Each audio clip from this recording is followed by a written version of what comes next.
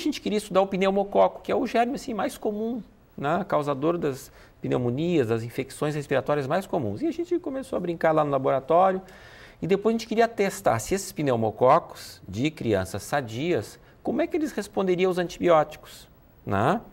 E a gente aprendeu na faculdade, lá na década de 80, por aí, que pneumococo bastava um espirro de penicilina e ele morria. Acabou o pneumococo. Qual não foi nossa surpresa que a gente detectou que em 20% daqueles pneumococos não respondiam à penicilina. Isso lá em 86. Né? Hoje, o grau de resistência aumentou muito. Eu vou voltar um pouquinho, Villanova, porque assim, ó, esse assunto da superbactéria e tal é um assunto muito interessante que pega as nossas áreas todas, né? Exato. Eu vou insistir um pouquinho no negócio das alergias, tá? Que se fazia, eu não sei se continua se fazendo essa tentativa de sensibilização. São aquelas vacinas, isso funciona na tua área, não funciona? Qual é a porcentagem realmente de eficácia? Quer dizer, o cara que tem alergia ao pólen, à poeira, daí faz uma vacina. Como é que chega esse paciente? Funciona esse tipo de tratamento? Eu, na minha área, não tenho feito. Na verdade, isso é mais específico do alergista, né? Porque são casos bem específicos. Né? Não são todos os casos de alergia que funciona esse tipo de hipossensibilização. Então, quando pego algum caso que eu vejo que tem indicação, eu acabo encaminhando, mas não é a grande maioria. Né? A grande maioria, tu tem medicamentos, os antialérgicos, né? Tu tem medicamentos, os antiasmáticos, hoje tu tem como prevenir uma crise, né? Antes que ela acabe desencadeando um problema mais grave. Então, hoje o grande papel da medicação é na prevenção. Né? E essa medicação toda interfere muito com o funcionamento cardíaco, Oscar? Sim, claro. As drogas que mimetizam a adrenalina, o simpatomimético, aceleram o coração, aumentam um pouco a pressão. Os corticoides podem, se uso sistêmico prolongado, pode reter sódio, né, sal, e levantar um pouco a pressão. E os problemas advindos do uso de corticoterapia, corticoide a longo prazo. Então, tudo é interligado, né? Como a Ana falou no início, né? Não tem nada assim separado, né? Desde uma doença na gengiva pode predispor a pessoa a ter um infarto, né? Mesma coisa é a parte cardiológica e pulmonar. Se o pulmão não está bem, o coração sofre e vice-versa, né? Mas tu já viu a quantidade, assim, ó, quando tu vai comprar um remédio na farmácia, que deixa eu só esclarecer, médico também fica doente, porque eles acham que a gente não fica doente. E eventualmente a gente vai à farmácia comprar medicação.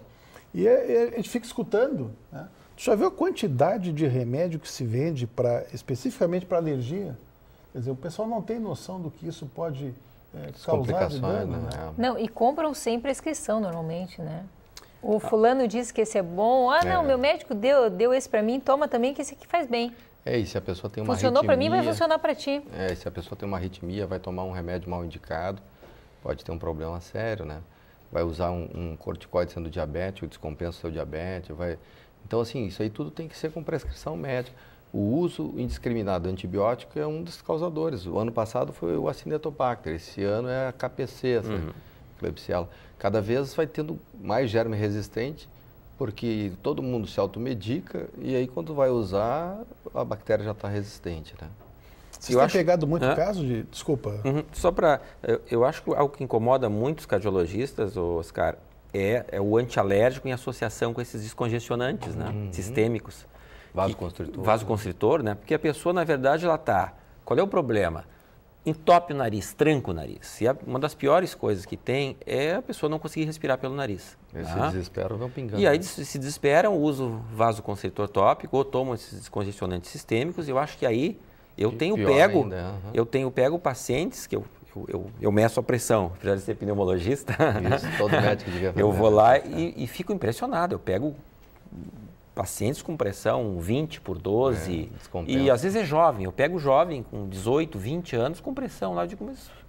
Mas aí eu mato a charada. Mas pelo uso do pelo uso do de vasoconstritor tópico. Cefrin, Espervina, essas coisas, é bem seguido. A gente vê a pessoa jovem, às vezes, Jovem com o nariz meio entupido, e fala, por que essa pressão alta aí? Eu uso descongestionante todas as noites, bastante.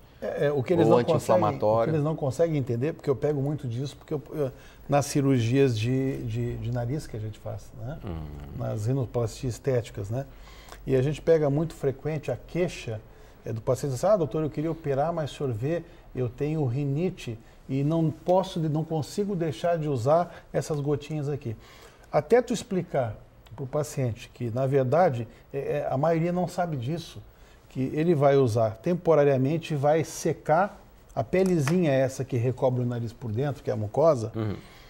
No que ele está usando um desses vasos constritores, essa pele vai enxugar. Então ele vai conseguir respirar melhor. Desobstrui. Só que isso tem um efeito rebote. Rebote, volta tudo. Isso vai voltar, aumenta e às vezes aumenta mais e ele tem que usar mais seguido. E fora isso, o que vocês estavam falando, né? Quer dizer, o cara chega lá com pressão alta, mas eu não tenho problema nenhum, não uso nada, tal. De repente é pelo uso de descongestionante nasal. E você que deve estar nos assistindo deve estar perguntando, mas se eu não posso pingar aquilo no nariz, o que eu vou fazer? Procura o médico.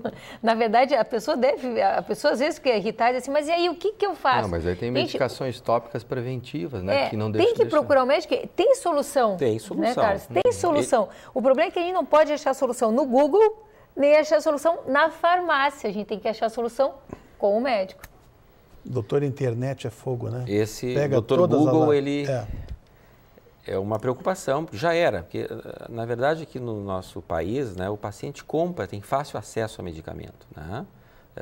Aí entrando no antibiótico, eu estou achando muito boa essa determinação da Anvisa de, a partir de dezembro, os antibióticos só serem comprados com receita médica. Né? Veja que nós tínhamos poucos antibióticos quando nós nos formamos, era penicilina, né, e sulfa, praticamente alguma coisa de tetraciclina. E nós resolvíamos 80%, 90% dos problemas. Né? Era muito comum a gente que atendeu em posto de saúde logo no início da faculdade, lá como doutorando, você ia lá e o paciente recebia a dispacilina, lembra? O benzetacil, e você resolvia quase tudo. Né? Hoje não. O que está acontecendo? O uso indiscriminado de antibiótico, né, pela população está fazendo surgir essas bactérias resistentes, de maneira que nós estamos ficando com um arsenal cada vez mais reduzido. Tá, vamos fazer uma pergunta aqui que eu acho que é importante, porque existem as pessoas que tomam por conta própria, mas existem aquelas pessoas que mesmo a gente receitando antibiótico, quando assistem um programa e dizem assim, assistem programas falando da bactéria, não, mas como tem essa bactéria, eu não vou tomar antibiótico nem o médico receitando. Existem, né? A gente sabe disso. Por exemplo, eu faço muita cirurgia de implante e a gente prescreve antibiótico. Nós temos gente da família que não toma. Eu tenho gente da família que a gente receita, a pessoa está doente, a gente receita a medicação, a pessoa não toma. Eu tenho pacientes que a gente faz implante, tu prescreve o antibiótico e a pessoa não toma. Diz, mas o senhor não tomou antibiótico? Cirurgia em osso, tecido ósseo, botei um implante. Não, doutora, eu tenho medo de tomar antibiótico. Mas se eu receitei, o médico receitou, passou a prescrição médica, tem que tomar. Então, assim, vamos conversar agora o outro lado. Quando o médico prescreve, se a pessoa tomar o antibiótico os 7 dias certinho, não é o caso, não tem problema. O que a gente fala que cria problema é quando a pessoa começa e para, né? Esse que é o uso errado. Exato. Tomou o tempo certinho, não é errado. Porque cada bactéria ou cada infecção, ela tem... isso também é um pouco difícil do leigo entender. Mas a minha amiga tomou isso. Mas a minha mãe já tomou. Tá, mas qual era o germe que a tua mãe tinha? Né? Cada germe, ou cada bactéria, ou cada bichinho, cada causador de infecção, ele é sensível a um determinado antibiótico. Então, quando ele faz o uso de uma medicação dada pelo clínico ou pelo cirurgião, na verdade vai estar sendo dada uma coisa específica para o tipo de germe que ele pode ter ou que ele teria. E não pode interromper aquele tempo que o médico receitou, né? Esse é o importante também se dizer. Qual é vocês têm aparecido muito caso de superbactéria para vocês no hospital? Porque eu trabalho basicamente em clínica, né? Então Além do que, só faço estética, né, Oscar? Acho que aqui em Porto Alegre não tem muito caso, né, da KPC. Da KPC foi mais não, Brasília, foi Brasília, né? E um caso no Paraná, que faleceram. Foram 18 mortes em Brasília e uma no Paraná. Né? E o importante também é se dizer que não é uma coisa nova, né? Não. Já tem desde 2000 nos Estados Unidos, né? Em Nova York começou, né? Eles começaram a ver isso, foi lá depois da guerra do Iraque. Depois da guerra não, que ela continua, né? Mas os soldados americanos que eram operados, eles eram entupidos de antibióticos, né? E começou a se observar que eles não estavam respondendo aos antibióticos. E aí começou a se estudar e se viu o Acinetobacter como um dos vilões aí, né? Depois agora, aqui no Brasil, a Klebsiella pneumoniae, que é o nome que é um bichinho da bactéria, que acomete principalmente o pulmão, que na verdade o grande problema cirúrgico, eu acho que hoje é a infecção respiratória, né? Os mais graves é a infecção respiratória, paciente em UTI, entubado, paciente com doença grave, comorbidade, diabético, infartado, bronquítico. Isso é importante frisar, porque essas bactérias em geral, elas acometem pessoas muito debilitadas. Pacientes multiplamente manejados por várias doenças, falência de vários órgãos, e que estão em geral em CTI, né?